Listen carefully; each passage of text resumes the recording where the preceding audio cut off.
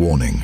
This program contains very strong language from the outset. Listener discretion is advised.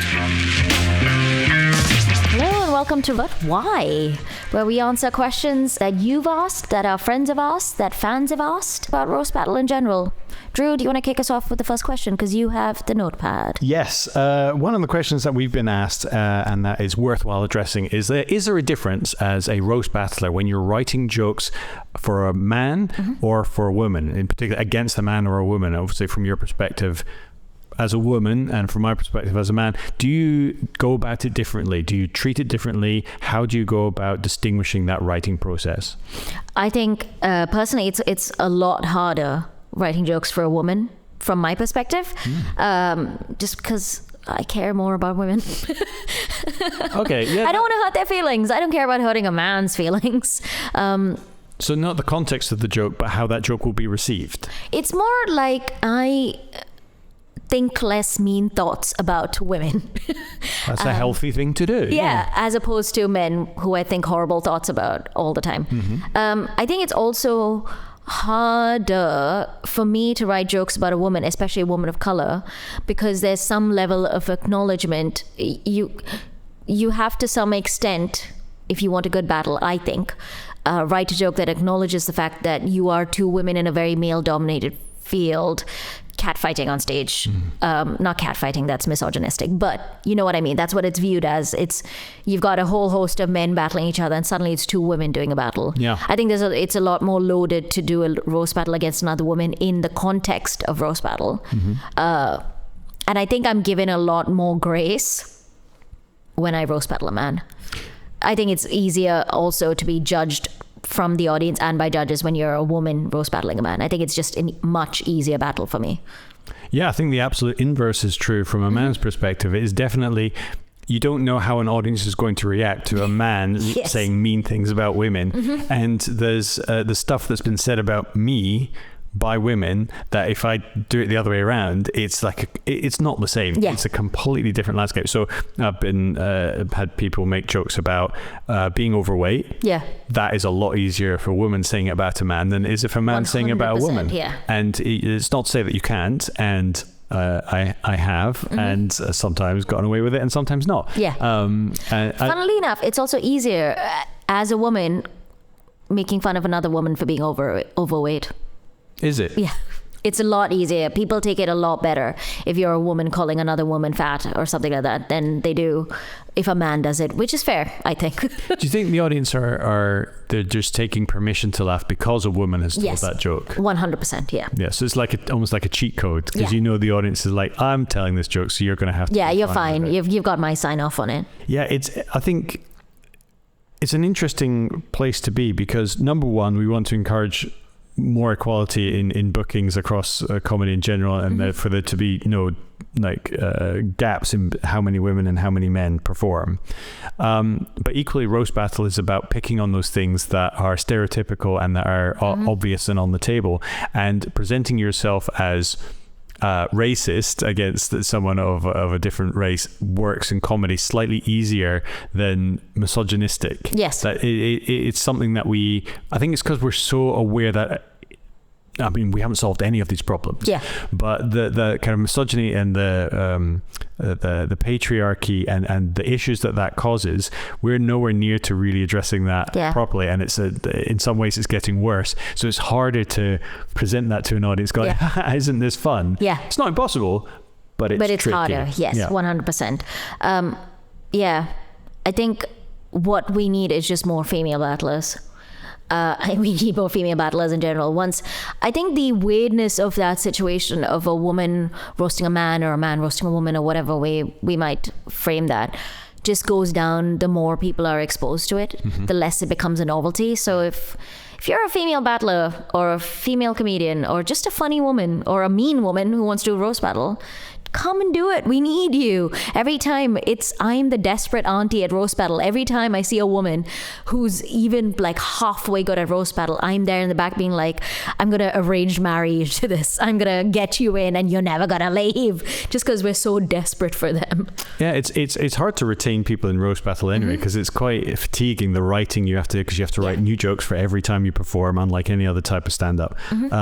And the fact that you are opening yourself up to saying, I look like this, I am like this, say what you want about me, it's draining on anyone. I don't have to go through my day-to-day life with people criticizing how I look in society, because I'm a white middle-aged man with everything still kind of attached and working. But for the way that women have to go through society and that kind of pressure on them all the time, to then ask them to voluntarily get up on stage and then open themselves up to even more, I can imagine that it's difficult. It's very daunting. Yeah. And so I've never asked to be teamed up with anyone in roast battle. I just get given who I get given. And I've battled many women. I've battled you before, like people like Helen K. Like my last battle was against Verity Sharp. And you roll the dice on what you think you can get away with. Yes. And I definitely have stepped over the mark a few times and said stuff that I think that was pointlessly mean, that wasn't even funny enough to justify it. And I found it better and more fun to try and write stuff that's more on the surface, clear, and I think the deepest I cut my battle against you, I said you look like a 12-year-old boy cosplaying as his own mum, and I which is a good joke. I loved that joke so much, and it's. Again, it's one tapping into appearance. So you're like, oh, I'm going to roll the dice with this one. But it just kind of, it was okay. It wasn't too deep. But then I know I've said stuff about women, especially in my early battles, where I didn't really know where to draw the line. And the great thing is that unlike any other environment where you say something that is reprehensible, you immediately get punished for it. Yes. Because the audience will definitely jump on you right away. Comedy gigs should be the number of open mics that I've been in when I first started out, where men would say the worst things I've ever heard. But because it's roast battle and the audience is expected to visibly react to every joke, I wish more comedy gigs had that. Well, I guess gong shows have it a little bit as well, where where like you put something out there, and if the audience doesn't like it, you're off gone. stage. So but we've also got the benefit of the judges who come in with a slightly more professional bent on it, and we've had it where the imbalance between a male and female battler has been just off the charts, and you get a chance to lay into that and so it's basically calling them out on misogyny. I could think of a few that we've had in the past, but it like when we're talking about racism, when we're talking about other kind of topics, it's an opportunity to kind of highlight these things that we have in society. It's not binary, like, oh, we can say this because we're just holding a mirror up to society. It's a lot more grey than that. But how do you find it being on the receiving end from a man talking about you and your appearance in a roast battle on stage? I think I've said this to people, like friends or other roast battlers, so many times. The lack of imagination is what makes me okay with anything that they've said to me. Because there's been very few jokes that have been something new. Yeah. Or something I didn't really expect, like Ryan Neeson calling me E.T. who's cross-dressing or something to that effect. I was like, oh, what? That's something I've never thought about myself before. But broadly, most men will have the classics, arranged married, Velma from Scooby-Doo. Guilty of that one. She's Indian, so she must be hairy. Her boyfriend's white, so he must do some unspeakable, horrible act to her. Something about colonization. I only did one of those. I'm trying to remember what else I made jokes about. I made a joke about your nose piercing. I said that you're very likable, and with that nose ring, you also look very much like a bull. That's a great joke. See, that's something I haven't heard before. No one laughed at that. I think maybe I didn't pronounce it right, or it just wasn't funny enough. But I thought, okay, that's kind of level. I think by the time that I got paired up with you, I'd been doing it for a year or two, and so I had a little bit more experience on what I felt like I could get away with. Yeah. But you've got the whole Fast and Furious angle. Yeah. No one. I mean, the only person, there is a joke, what I can't remember who it was. I want to say Elliot Dallas or someone did a joke about how I like Fast and Furious, and I'm going to butcher this joke, but that was original, where it was actually about me as a human being, where it was Shalaka likes Fast and Furious, and she also does pole fitness, so something about how I'm going to end up dead like Paul Walker wrapped around a pole. And I can't remember it was a much better joke than that. Okay, yeah. But that was something novel, where it was like, oh yes, finally something about something other than the fact that I have glasses and I'm Asian. Oh yeah, no, I will hold my one up on that. I said that you would like the men you sleep with to be more like Vin Diesel, heroic and muscular, but after they've had sex with you, those men would prefer they were more like Paul Walker, dead. Yeah. Yeah. I was happy with that one. The thing is, I'm also a passionate fan of the Fast and Furious films. Because the best films do exist. They are well, they are very good. I maybe like them more out of Schadenfreude, but you find that you just have the same lazy jokes get made over and over again. And it's the similar thing is with roasting a lot of white men, especially white men of a certain age. Like we talked about James Milam on a couple of episodes. A James Milam, a Luke Hall, who we've also mentioned in the past. After a certain point, you're like, why am I writing a new joke when old joke will do?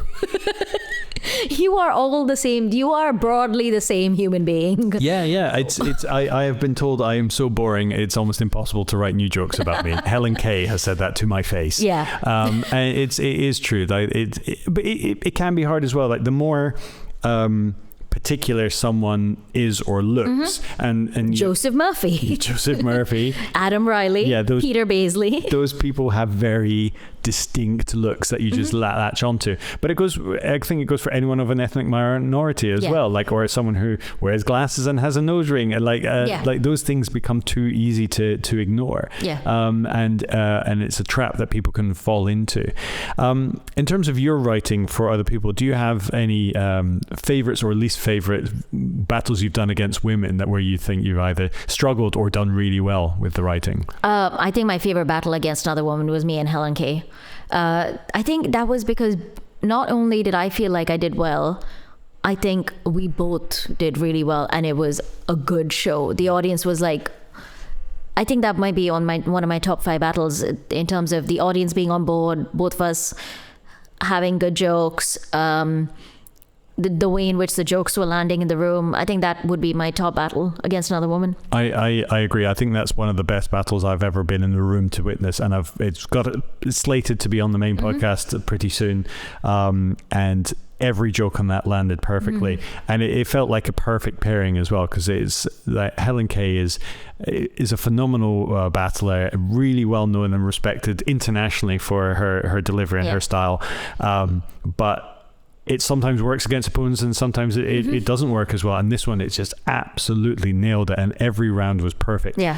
And again, she's a Russian woman, and there's a lot of like mail order bride jokes that people have made, that I have made, that come up from time to time, or some kind of Russian spy. I was quite happy with my Russian spy joke I made about her. I might bring that up in a future episode. But there's those stereotypes, if you can do them in a new way, is one thing, but a lot of people like me fall into that trap of just treading ground that's been heard before.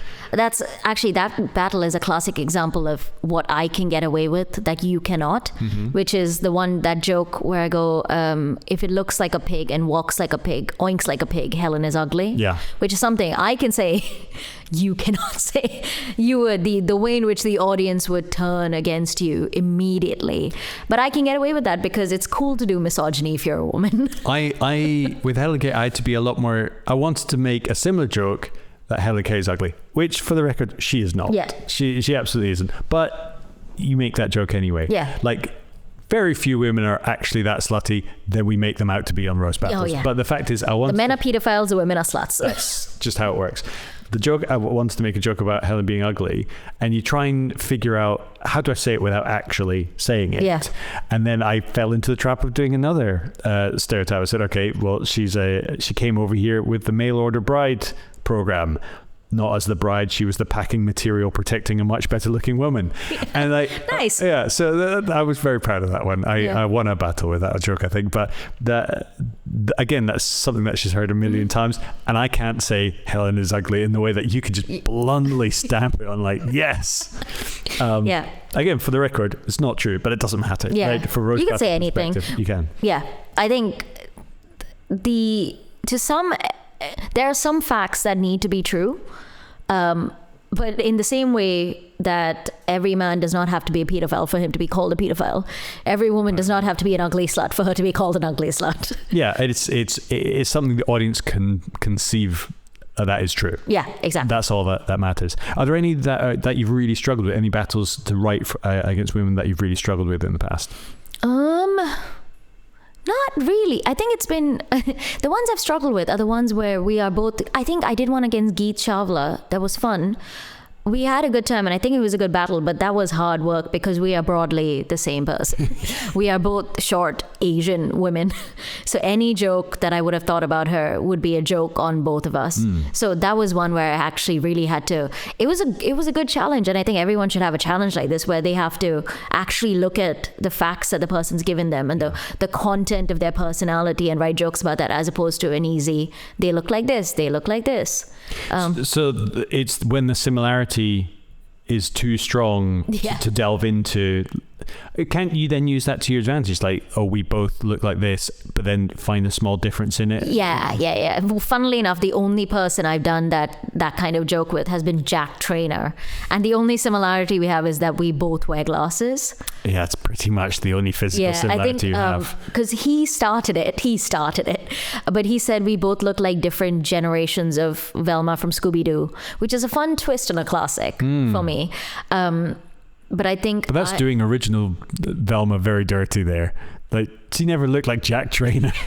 Yeah, I know. Justice for Velma. Yeah, Jack Traynor, for those of you who aren't aware, for the video, and I'll put some video footage up of him, he does look like a bridge troll. Like, he does not give Scottish people a great name. This, the idea of that ginger wig you can get under the tartan hat. Yeah. He looks like he's wearing... I think my roast battle joke against him was, Jack, you look like your face is a disguise. Which, if you Google Jack Traynor, that is a very good joke for him. It is very, very accurate, yeah. But but his joke about Velma, it doesn't really matter because it just works. It's funny. We both wear glasses. He's ginger, I'm not. And I think the only I said, yes, we both look alike, except you look like my parents. Oh, what a weird thing to say. You look like my parents aborted me and raised their remains. Oh, the afterbirth. Yeah, that is... It's just such a... Yeah. In being completely sober out of the environment, saying that now, it just feels like such an insane thought for a human being to have. That's what we do. Mm-hmm. And that's what we sometimes get paid to do. Yeah. Not much money. Fair enough. So... Right, I'd agree. Writing for women is more of a minefield for men, and just maybe it poses its own challenges, but also opens up some opportunities to do things that you couldn't otherwise do. It's a rewarding challenge, I would say. Anyway, that's been our question for the day on But Why. If you have any other questions about Roast Battle, send them over. Drop us a DM on Instagram at HardlinesPod and drop us a follow while you're there. You can follow me on Instagram at Drew Tells Jokes and Shalaka at Shalaka Kurup. And to get tickets for the next live show here in London, head over to roastbattle.co.uk/tickets. Thank you very much for watching.